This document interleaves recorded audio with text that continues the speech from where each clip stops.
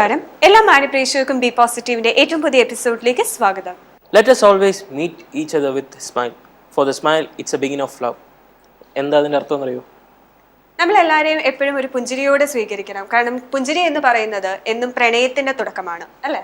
അതെ. ഇത് ആര് പറഞ്ഞ വരികളാണെന്നറിയോ? Mother Teresa.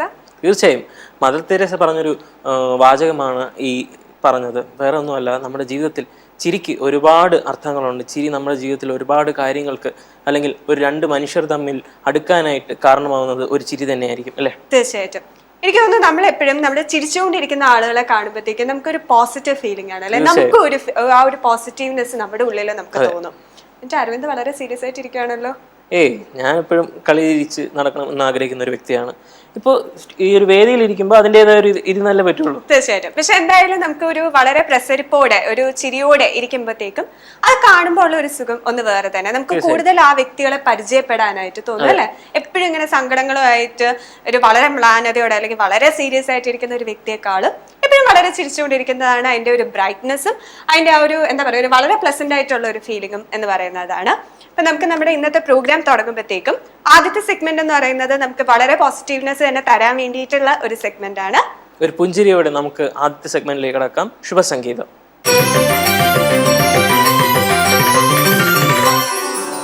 മൃദു മന്ദഹാസം മലർമാലയാക്കിയൻ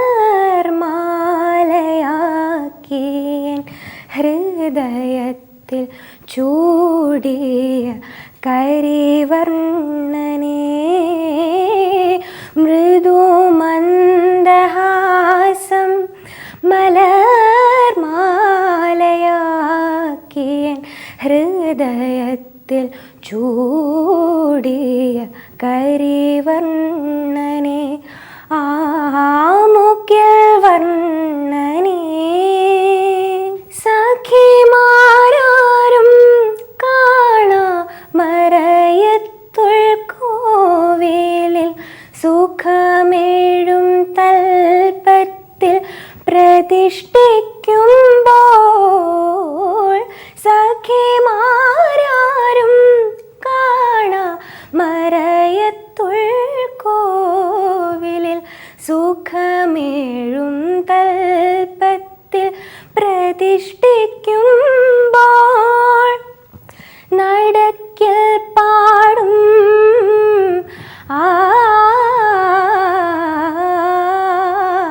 നടക്കിൽ പാടും ഗീതാഗോവിന്ദത്തിൽ, നടക്കിൽ പാടും ഗീതാഗോവിന്ദത്തിൽ മതി മറന്നതാവാം നിന്നെ മറന്നതാവാം. മൃദു മന്ദഹാസം മലർമാലയാക്കിയൻ ഹൃദയത്തിൽ ചൂടിയ കരിവർണ്ണനേ. ആമുഖ്യ വർണ്ണനേ. ചരിത്ര സത്യങ്ങളിലേക്ക് വിരൽ ചൂണ്ടുന്ന ഒരു സെഗ്മെന്റ് ആണ് നമുക്ക് അടുത്തതായിട്ടുള്ളത്. കാണാം ചരിത്രത്തിൽ നിന്ന്.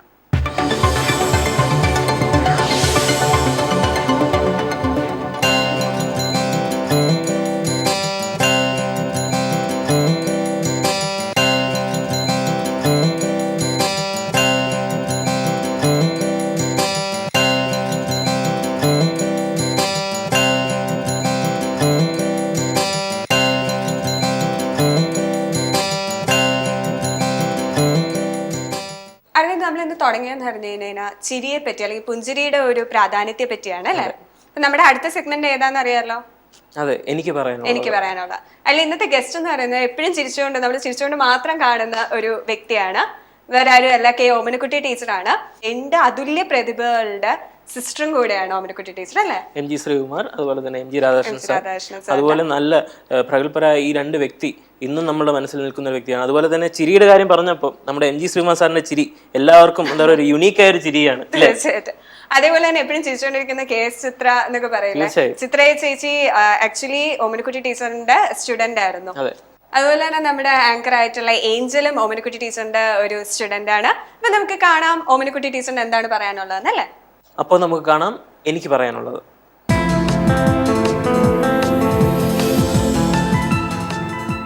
നമസ്കാരം.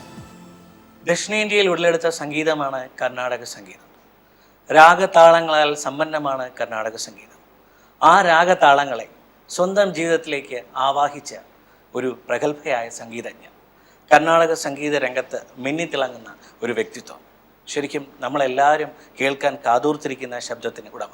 അത് മറ്റാരുമല്ല, നമുക്കേവർക്കും പ്രിയങ്കരിയായ ശ്രീമതി ഡോക്ടർ കെ ഓമനക്കുട്ടി ടീച്ചറാണ് ബി പോസ്റ്റുകൾ ഇന്നത്തെ അതിഥി. നമുക്ക് സ്നേഹപൂർവ്വം ടീച്ചറിനെ സ്വാഗതം ചെയ്യാം. സ്വാഗതം ടീച്ചർ. നമസ്കാരം. ടീച്ചറിൻ്റെ ആ ഒരു സംഗീത യാത്ര തുടങ്ങിയതിനെ പറ്റി നമുക്ക് സംസാരിച്ചു തുടങ്ങാം. ഞാൻ ഒരു 4 തലമുറയായിട്ട് ഞങ്ങൾ സംഗീതക്കാരാണ്.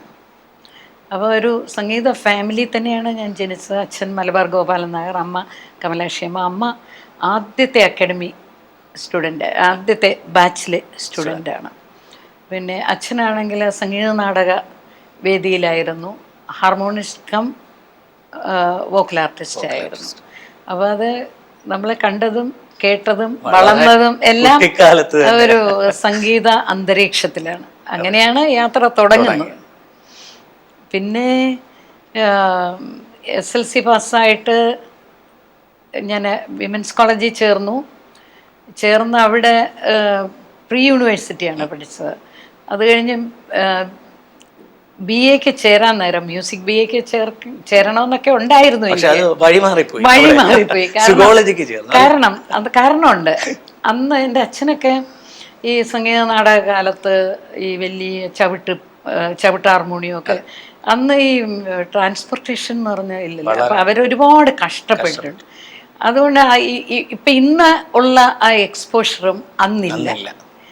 അപ്പം ഇനി മക്കള് അങ്ങനെ കഷ്ടപ്പെടണ്ട, ഒരു നല്ല സ്ഥാനത്ത് എത്തട്ടെ, വേറെ ജോലി കിട്ടുമല്ലോ, B.Ed ഒക്കെ പഠിച്ച് പാസ്സായ അല്ലെങ്കിൽ മെഡിക്കൽ കോളേജിൽ അയച്ച് പഠിപ്പിക്കാം, ഇങ്ങനെയൊക്കെയുള്ളൊരു കണക്കുകൂട്ടലായിരുന്നു അച്ഛനും അമ്മയ്ക്കും. അങ്ങനെയാണ് എന്നെ സുവോളജി അടുപ്പിച്ചത്. മാനസികമായിട്ട് ഈ നമ്മൾ ഒന്നിനെ നേരിട്ട് പരിചയപ്പെട്ട് അതുമായിട്ട് ആ എക്സ്പീരിയൻസ് വരുമ്പോഴാണ് അതിൻ്റെ ഡിഫിക്കൽട്ടീസ് നമുക്ക് മനസ്സിലാകുന്നത്. എനിക്ക് വലിയ ഇഷ്ടമായിരുന്നു ഈ BA എന്ന് പറയുന്നതും BSc എന്ന് പറയുന്നതും. BSc എന്ന് പറയുന്നത് ഏതോ കുറച്ചുകൂടെ BA-ക്കാൾ ഉയർന്നതാണെന്ന് ഒരു തോന്നലൊക്കെ ഉള്ള ഒരു കാലമായിരുന്നു അന്ന്. അപ്പം അതിൻ്റെ ഒരു പവറിലായിരുന്നു. പക്ഷേ ഈ സുവോളജി എടുത്ത് തവളയെ കീറലും ലീച്ചിനെ കീറലും ഈ എർത്ത് വേമിനെ കീറലും പിന്നെ അതൊക്കെ അങ്ങോട്ട് തുടങ്ങിയപ്പോഴാണ് അതിൻ്റെ മാനസികമായിട്ട് മ്യൂസിക് മതിയായിരുന്നല്ലോ എന്നുള്ളൊരു തോന്നൽ. കാരണം ഈ ട്രേയിലൊക്കെ ഇങ്ങനെ കൈ നമ്മളെ മണിക്കൂറുകളോളം ഡിസെക്ഷൻ ചെയ്യുമ്പോൾ കൈയൊക്കെ അങ്ങ് മരവിക്കുന്നതിൻ്റെ അല്ല, പിന്നെ ഉച്ചയ്ക്ക് ഉണ്ണാൻ തോന്നത്തില്ല. ഒരു കലാകാരി ആയതിന്റെ ഒരു ഗുണമാണ് ആരെയും ഈ ഓന്തിനെയും ഇതിനെല്ലാം കീറി കഴിയുമ്പം മാനസികമായിട്ടൊരു വിഷമം. എങ്ങനെങ്കിലും BSc ഒന്ന് കംപ്ലീറ്റ് ചെയ്തിട്ട് ഒന്ന് അവിടുന്ന് ചാടിയാൽ മതിയായിരുന്നു എന്നായിരുന്നു. അങ്ങനെ ഇരുന്നപ്പോഴാണ് ചെമ്മൻകുടി സാർ ഒരിക്കൽ എൻ്റെ ഒരു പാട്ട് കേൾക്കാനിടയായി. അപ്പം എൻ്റെ അമ്മയെ പഠിപ്പിച്ചത് ചെമ്മൻകുടി സാറാണ്. അച്ഛനും പരിചയമുണ്ട്, പക്ഷേ ഇന്നാരുടെ മോളാണെന്നൊന്നും അറിഞ്ഞുകൂടാ. അപ്പം അന്ന് ചേട്ടൻ MG രാധാകൃഷ്ണൻ അക്കാഡമി പഠിക്കുക.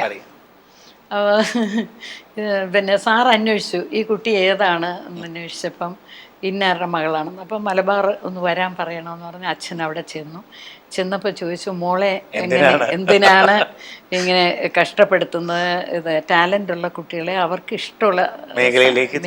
അത് വാസ്തവമാണ്. ഇപ്പോഴത്തെ കുട്ടികളുടെ പേരൻസും അറിയേണ്ട ഒരു കാര്യമാണ്. ടാലൻസ് ഉള്ളവരെ അങ്ങനെ വേണ്ടേ ചെയ്യാൻ. ഡിസ്കണ്ടിന്യൂ ചെയ്തിട്ടാണോ? അല്ല, BSc പാസ്സായി നിൽക്കുമ്പോഴാണ് ഈ സംഭവം. അപ്പോൾ പിന്നെ അക്കാഡമിയിൽ ഗാനപ്രവീണ എന്ന് പറഞ്ഞൊരു കോഴ്സ് തുടങ്ങിയിട്ടുണ്ട്. അതിന് 4 വർഷം ഇളവ് ചെയ്തു തരാൻ ഞാൻ ഗാനഭൂഷണം കഴിഞ്ഞാണ് ഗാനപ്രവീണ. 4 വർഷം ഗാനഭൂഷണം കഴിഞ്ഞു. ഈ കുട്ടിയെ ഒരു ഇൻ്റർവ്യൂ നടത്തി ഞാൻ 4 വർഷം ഇളവ് ചെയ്തിട്ട് പിന്നെ ഗാനപ്രവീണയ്ക്ക് എടുക്കാം എന്ന് പറഞ്ഞാൽ അപ്പം തുടങ്ങിയ കോഴ്സാണ്. ചെമ്മൻകുടി സാറ് തന്നെയാണ് ആ ക്ലാസ് എടുക്കുന്നത്. സാറും വേറെ 1-2 പേരും അത്രയേ ഉള്ളൂ. സാറാണ് മുഖ്യമായിട്ട് പഠിപ്പിക്കുന്നത്. പഠിത്തം എന്ന് പറഞ്ഞാൽ അന്ന് എങ്ങനെ തോന്നി ടീച്ചർ ആ ഒരു എക്സ്പീരിയൻസ്? എക്സ്പീരിയൻസ് ഞാൻ എന്താ ഈ കരക്കിട്ട മത്സ്യം വെള്ളത്തിൽ വീണ്ടും വരുമ്പോ ആ ഒരു എന്താണ് പ്രതീതി. ആ പ്രതീതിയാണ് എനിക്കുണ്ടായിരുന്നത്. അപ്പൊ സാറ് അന്നത്തെ ഗാനപ്രവീണ എന്ന് പറഞ്ഞാല് ഇപ്പോഴത്തെ മ്യൂസിക് എമ്മേക്കാളും സ്റ്റാൻഡേർഡ് ഉള്ള ഒന്നായിരുന്നു. ഇപ്പൊ അത് വളരെ കട്ട് ഷോർട്ട് ചെയ്തു സിലബസ് ഒക്കെ. അന്ന് അങ്ങനല്ല, പ്രാക്ടിക്കലിന് ഭയങ്കര ഇമ്പോർട്ടൻസ് ആണ്. അതുപോലെ തിയറി ആണെങ്കിലും എമ്മയുടെ അത്രയും തിയറി ഉണ്ട്, എമ്മേക്കാളും ഉണ്ടെന്ന് പറയാം. അപ്പോൾ അത് പഠിച്ചെടുക്കാൻ ഞാൻ കുറേ വിഷമിച്ചു. കാരണം ഞാൻ കൊച്ചിലെ പഠിച്ചിട്ടുള്ളതേ ഉള്ളൂ, അച്ഛൻ പഠിപ്പിച്ചിട്ടുള്ളതേ ഉള്ളൂ. പിന്നെ ഇതിനു വേണ്ടി പ്രഭാകരമ സാറിൻ്റെ കൂടെ പഠിച്ചു, സാറിൻ്റെ കീഴിൽ പഠിച്ചു. ഈ 3 വർഷം ചെമ്മൻകുടി സാറ് എടുത്ത ക്ലാസ് ഒരു എക്സ്പീരിയൻസ് തന്നെയായിരുന്നു. സാറ് പോയി കഴിഞ്ഞ ഉടനെ വന്നത് GN ബാലസുബ്രഹ്മണ്യം, ഈ ഡോയൻസ് ഓഫ് മ്യൂസിക് എന്ന് പറയാവുന്ന അതുപോലെ തന്നെ സീതാരാമയ്യർ സാറ്, പിന്നെ ഇങ്ങനെയുള്ള ആളുകളാണ്, ഹരിഹരഭാവർ സാറ്, ഇവരെല്ലാം ഭയങ്കര എക്സ്പെർട്സാണ്. അപ്പോൾ അവരുടെ കീഴിൽ പഠിക്കാൻ കിട്ടിയ ഒരു അവസരം, അതാണ് എൻ്റെ ജീവിതത്തിലെ ഏറ്റവും വലിയ ഭാഗ്യം. അത് വെച്ചാണ് എനിക്ക് ഓൾ ഇന്ത്യ റേഡിയോയിൽ ഇത് പാസ്സായി കഴിഞ്ഞ ഉടനെ ഒരാഴ്ചക്കകം എനിക്ക് ഓൾ ഇന്ത്യ റേഡിയോയിൽ അനൗൺസറായിട്ട് കിട്ടി. അതൊരു എക്സ്പീരിയൻസ് ആയിരുന്നു. അന്നത്തെ പ്രായവും ഇത് ഒരുപാട് പേരെ കാണാൻ, ഒരുപാട് സിനിമയിലുള്ള ആൾക്കാർ വരും, വലിയ വലിയ വലിയ ആളുകൾ വന്ന് സംസാരിക്കും അവിടെ, റെക്കോർഡിങ്. പിന്നെ ചേർത്തല ഗോപാലൻ നായർ സാറുള്ള കാലം, സാർ എന്നും എന്നെ ഉദയഗീതം പാടിക്കും. അപ്പം അതൊരു ഇഷ്ടമുള്ളൊരു കാലമായിരുന്നു ആ 3 മാസം. അപ്പം അങ്ങനെ അവിടെ ഇരുന്നപ്പോഴാണ് ഇവിടെ ഒരു വേക്കൻസി വന്നപ്പം എൻ്റെ അച്ഛനും ഒക്കെ വളരെ നിർബന്ധം ഞാൻ കോളേജിൽ ഇരുന്നാൽ മതി. മറ്റേത് എന്ന് പറഞ്ഞാൽ ചിലപ്പോൾ ഈ ഇലക്ഷൻ കാലത്തൊക്കെ രാത്രി 12 മണി 1 മണി 2 മണി വരെയൊക്കെ ഓൾ ഇന്ത്യ റേഡിയോയിൽ ഇരിക്കേണ്ട ഒരു കാലമായിരുന്നു. അപ്പോൾ എൻ്റെ കല്യാണവും കഴിഞ്ഞിട്ടില്ല. അപ്പം അച്ഛന് സ്നേഹത്തോടു കൂടിയുള്ള അച്ഛൻ്റെ ഒരു പ്രൊട്ടക്ഷൻ എന്ന് പറയാം. അതെ അതെ. അപ്പം അച്ഛൻ വിചാരിച്ചു മറ്റേ ഒരു ടീച്ചിങ് ജോബാണെങ്കിൽ ഒന്നുകൂടെ അതിനൊരു ബഹുത്വമുണ്ട്, വൈകുന്നേരം 4 മണിക്ക് വീട്ടിൽ വരാം, 9:30 പോയാൽ മതി, പിന്നെ മ്യൂസിക്കുമാണ് അതാ. പക്ഷേ ഈ സുവോളജി BScയും ഗാനപ്രവീണയും വെച്ചാണ് എനിക്ക് ജോലി കിട്ടിയത്. അന്ന് അത് അനുവദനീയമായിരുന്നു. PSCയിൽ ഏതെങ്കിലും ഒരു ഡിഗ്രി, ഒരു ഡിപ്ലോമ ഉണ്ടെങ്കിൽ PSCയിൽ അപേക്ഷിക്കാം. അപ്പോൾ ഈ ഗാനപ്രവീണ പാസ്സായിടയല്ലേ, അപ്പം നല്ല എക്സ്പീരിയൻസ് ആണ്. എക്സാം ഒക്കെ കഴിഞ്ഞ് നല്ല എക്സ്പീരിയൻസ്. അപ്പൊ പാട്ടാണെങ്കിലും ആ സമയത്ത് ഇത് നല്ലോണം പഠിച്ച് പാടിയിട്ട് നിൽക്കല്ലേ. അപ്പം എനിക്കാണ് ഫസ്റ്റ് റാങ്ക് കിട്ടിയത്. പക്ഷേ അത് കഴിഞ്ഞ് കോളേജിലെത്തിയപ്പോഴാണ് എനിക്കുള്ള ഒരുപാട് മാനസികമായിട്ടുള്ള ക്ലേശങ്ങൾ വന്നു. കാരണം അവിടെ ഈ മ്യൂസിക് BA ആണ് ഉള്ളത്. പിന്നെ അപ്പം എല്ലാവർക്കും ഒരു തോന്നല, അവർക്ക് ഈ പിന്നെ ഗാനപ്രവീണയുടെ സിലബസോ അത് എത്രത്തോളം മഹനീയമാണെന്നോ ഒന്നും അറിഞ്ഞില്ല. അപ്പോൾ ഒരു സുവോളജി BSc, ഒരു ഡിപ്ലോമ, അത് കഴിഞ്ഞ് ഒരാൾ വന്നിരിക്കുന്നു എന്ന് പറഞ്ഞൊരു എനിക്കൊരു അവഗണന തോന്നി അന്ന്. അന്ന് അവഗണിച്ചവർ ഇന്നിപ്പോ ശരിക്കും ആശ്ചര്യപൂർവ്വം നോക്കുകയായിരിക്കും. അല്ല, അത് അവഗണന വന്നത് എൻ്റെ ഭാഗ്യമാണെന്നാണ് ഞാൻ വിചാരിക്കുന്നത്. കാരണം അന്ന് ഞാനൊരു വിമൻസ് കോളേജ് ഡിപ്പാർട്ട്മെൻറ്റ് ഓഫ് മ്യൂസിക്കിൽ നിന്ന് ഒരു ശബ്ദം എടുത്തു, ഇവിടെ ഉള്ളവരെക്കാളും ഞാൻ ഈ റെക്കോർഡ് ഭേദിക്കും എന്ന്. അത് ഒരു വാശിയായിരുന്നു, പക്ഷെ നല്ലതിന് വേണ്ടിയുള്ളൊരു വാശി, അല്ലാതെ അവരോടുള്ള വിരോധം കൊണ്ടല്ല. അല്ല, ഒരിക്കലും അല്ല. ഇത് ഞാൻ മാറ്റിയെടുക്കും എന്ന് പറഞ്ഞ് ഇന്നും എൻ്റെ ക്വാളിഫിക്കേഷൻ്റെയോ ഒന്നും റെക്കോർഡ് ഭേദിച്ചിട്ടില്ല ആരും, ഇന്നും എത്രയോ വർഷമായിട്ട്. ഇപ്പോൾ BP ഓസ്ട്രി പ്രേക്ഷകർ ആഗ്രഹിക്കുകയായിരിക്കും അവിടുത്തെ ശബ്ദമാധുര്യം നുകരാനായിട്ട്. ടീച്ചറിനെ ഇഷ്ടപ്പെട്ടത് ഓമനത്തിങ്കൾ കിടാവോ നല്ല കോമള താമര പൂവോ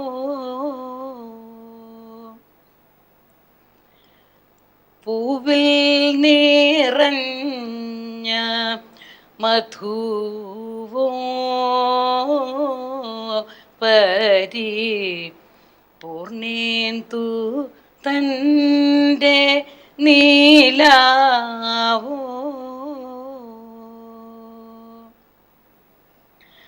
പുത്തൻ പവീഴ കൊടിയോ ചെറു തത്തകൾ കൊഞ്ചും മൊഴിയോ പത്മനാഭൻ തൻ കൃപയോ ഇനി ഭാഗ്യം വരുന്ന വഴിയോ. ലോകമറിയുന്ന പല അവരുടെയും ഗുരുനാഥയാണ് നമ്മുടെ ചിത്ര ചേച്ചിയെ പോലെയും മരുന്ന് ചേച്ചിയെ പോലെയും അങ്ങനെ ഒരുപാട്. ചിത്രയൊക്കെ എന്ന് പറഞ്ഞാൽ വർഷങ്ങളാണ് പഠിച്ചിരിക്കുന്നത്. ചിത്ര 4 മണിക്കൊക്കെ വീട്ടിൽ കോട്ടൺ ഹിൽ സ്കൂളിൽ നിന്ന് വന്നാൽ, അല്ലെങ്കിൽ വിമൻസ് കോളേജിൽ പഠിക്കുമ്പോൾ അവിടെ നിന്ന് വന്നാൽ ഒരു 12 മണി വരെ, രാത്രി 12 മണി വരെ എനിക്ക് ഒപ്പം ഉണ്ടായിരിക്കും. ശരിക്കും ഒരു നല്ല ഗുരുവിൽ നിന്ന് ഒരുപാട് നല്ല ഗുണങ്ങൾ ശിഷ്യന്മാർക്ക് കിട്ടുമെന്നുള്ള ഒരു നല്ല ഉദാഹരണമാണ് ചിത്രചേച്ചി. ടീച്ചറിന്റെ എളിമ, അതെ, ടീച്ചറിന്റെ എളിമ അതുപോലെ പകർന്നു കിട്ടിയിട്ടുള്ള ഒരു വ്യക്തിയാണ്. ശരിയല്ലേ? ചിത്രയുടെ സ്വഭാവം നല്ല സ്വഭാവം. ഇതുവരെയും ചിത്രയെ പറ്റി ഒരു മോശമായിട്ടുള്ള അഭിപ്രായം ആരും പറഞ്ഞിട്ടില്ല. അത് ഈ ഇങ്ങനെ കത്തി നിൽക്കുന്ന ഒരു സമയത്ത് അഹങ്കാരമില്ലാതെ ഇന്നത്തെ കുട്ടികൾ കണ്ടുപിടിക്കേണ്ടതാണ്. തീർച്ചയായിട്ടും. അതുപോലെ തന്നെ ടീച്ചർ, ചലച്ചിത്ര രംഗത്തെ ഇളക്കി മറിക്കുന്ന 2 സഹോദരങ്ങളുണ്ട്, എന്നിട്ടും ആ മേഖലയിലേക്ക് കടന്നു വന്നില്ല. അച്ഛന് ക്ലാസിക്കലിനോടായിരുന്നു കൂടുതൽ. അത് തന്നെയല്ല, അന്നത്തെ കാലം ഈ നാടകത്തിലേക്കൊക്കെ പോകുന്നതും ഫിലിമിലേക്കൊക്കെ പോകുന്നതും ഒക്കെ ഒരു വലിയ കാര്യമായിട്ട്, ഒരു അപരാധമായിട്ട് ചില അവസരത്തിൽ ചില വീട്ടുകാർ വിചാരിച്ചത്. അപ്പോൾ അച്ഛൻ പറഞ്ഞു, ഏതായാലും രാജപ്പൻ എന്നാണ് എൻ്റെ ചേട്ടനെ വിളിക്കുന്നത്, രാധാകൃഷ്ണൻ. രാജപ്പൻ അങ്ങനെ പോട്ടെ, അവൻ ക്ലാസിക്കൽ പഠിച്ചിട്ട് കമ്പോസിങ്ങും അതും ഇതുമായിട്ടൊക്കെ പോട്ടെ. പിന്നെ അന്ന് ശ്രീകുട്ടനൊന്നും ആയിട്ടില്ല. ഏതായാലും മകളെ ക്ലാസിക്കൽ മാത്രമായിട്ട് പഠിപ്പിക്കുക എന്ന് അച്ഛൻ്റെ ഒരു ആഗ്രഹമായിരുന്നു. അതിന് ഞാനും വഴങ്ങി. പിന്നെ എനിക്കും കുറേ നാളെ ഇവരുടെ കീഴിലൊക്കെ പഠിച്ചപ്പം ക്ലാസിക്കൽ മ്യൂസിക്കിലുള്ള ആ ഒരു പ്രൗഢി മറ്റൊരു സംഗീതത്തിലില്ലാന്ന് എനിക്ക് തോന്നി. അപ്പം അതുകൊണ്ട് പിന്നെ ഞാൻ ലൈറ്റ് മ്യൂസിക് ആർട്ടിസ്റ്റും കൂടെ ആയിരുന്നു ഓൾ ഇന്ത്യ റേഡിയോയിൽ. അതങ്ങ് വേണ്ടാന്ന് വെച്ച് ഞാൻ അങ്ങനെ ഇതിൽ തന്നെ ആയിപ്പോയി. പിന്നെ ഒരുപാട് ശിഷ്യരും ക്ലാസിക്കൽ മ്യൂസിക് വന്നപ്പോഴത്തേക്ക് ഇപ്പോഴും വളർത്തിക്കൊണ്ടിരിക്കുകയാണ്. നമ്മുടെ സംഗീത ഭാരതിയെ കുറിച്ചൊന്ന് പറയാൻ. സംഗീത ഭാരതി എൻ്റെ അച്ഛൻ്റെ പേരിൽ ഉടലെടുത്ത ഒരു സംഗീത ഭാരതിക്ക് ഒരു ബ്രാഞ്ചും കൂടെ ഉണ്ട്, മരുതൂർക്കട കരിമം, അവിടെ കൂടെ ഒരു ബ്രാഞ്ചുണ്ട്. അപ്പോൾ ഈ സംഗീത ഭാരതി എന്ന് പറയുന്ന വാസ്തവത്തിൽ എൻ്റെ ഹസ്ബൻഡ് MP ഗോപിനാഥൻ നായർ ആണ് ഇതിന് പേരിട്ടത്. അദ്ദേഹം ഈ മ്യൂസിക്കിനെ വളരെ ഇഷ്ടപ്പെടുന്ന ഒരു വ്യക്തിയാണ്. അതുകൊണ്ടാണ് എന്നെ കല്യാണം കഴിച്ചത്. മ്യൂസിക്കിൻ്റെ ആ ഒരു ഇത് കൊണ്ട് മാത്രമാണ് കല്യാണം കഴിച്ചത്. അപ്പോൾ ഈ സംഗീത ഭാരതി എന്നുള്ള പേരിടാൻ അദ്ദേഹം വളരെ വിദഗ്ധനാണ്. അപ്പം സംഗീത ഭാരതി ഇപ്പം എനിക്ക് തോന്നുന്നു ഇതുപോലൊരു പേര് ഒരു ഇൻസ്റ്റിറ്റ്യൂട്ടിനും ഇല്ലാന്ന് തോന്നുന്നു. ടീച്ചർ, കുടുംബത്തെ പറ്റി ഒന്ന് പറയാം. എൻ്റെ ഭർത്താവ് MP നായർ. അദ്ദേഹം സൗണ്ട് എഞ്ചിനീയറാണ്. ഇവിടെ ഓൾ ഇന്ത്യ റേഡിയോയിൽ സീനിയർ എഞ്ചിനീയർ ആയിരുന്നു അദ്ദേഹമാണ് ഈ Calicut studio, Bangalore studio, Mysore studio ഒക്കെ അതിൻ്റെ ഇൻസ്റ്റലേഷൻ ഓഫീസറായിരുന്നു. അപ്പം പാട്ടിൽ വലിയ താല്പര്യമാണ്. വളരെയധികം എന്നെ പ്രോത്സാഹിപ്പിച്ചിട്ടുണ്ട്. പിന്നെ എനിക്ക് ഒരു മകളേ ഉള്ളൂ, ലക്ഷ്മി എന്നാണ്. ലക്ഷ്മി വീണ വായിക്കും. വലിയ KS നാരായണസ്വാമി സാറിൻ്റെ കീഴിലാണ് അവൾ പഠിച്ചതൊക്കെ വീണ. ഇപ്പോഴും വീണ കൈകാര്യം ചെയ്യുന്നുണ്ട്.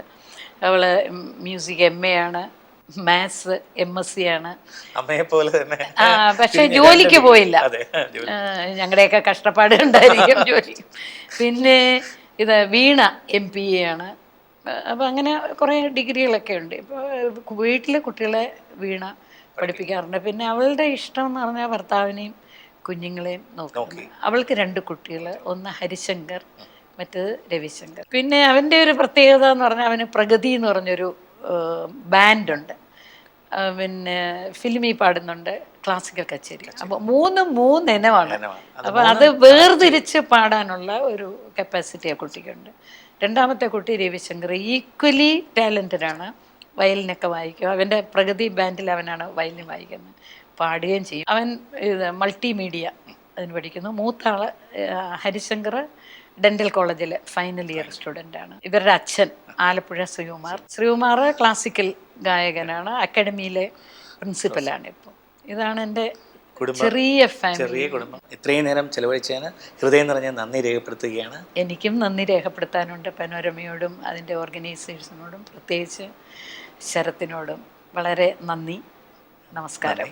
നമസ്കാരം. ഗോപിക, നമ്മൾ ഇത്രയും നേരം പറഞ്ഞുകൊണ്ടിരുന്നത് ചിരിയെ കുറിച്ചാണ്. ചിരി തന്നെ പലതരത്തിലുണ്ട് ഇല്ലേ? തീർച്ചയായിട്ടും. ചിരി, പുഞ്ചിരിയുണ്ട്, അതുപോലെ പൊട്ടിച്ചിരി, അട്ടഹാസം, എങ്ങനെ വേണമെങ്കിലും പറയാം. ഓരോ വ്യക്തി ജീവിതങ്ങൾക്ക് ഓരോ ശത്രുക്കളുണ്ടാവും, ഉണ്ടാവില്ലേ? തീർച്ചയായിട്ടും. അപ്പൊ ആ ശത്രുതകൾ തന്നെ നമുക്ക് ഇല്ലായ്മ ചെയ്യാൻ അവരെ നോക്കി ഒന്ന് ചിരിച്ചാൽ തന്നെ ധാരാളമാണ് അല്ലെ?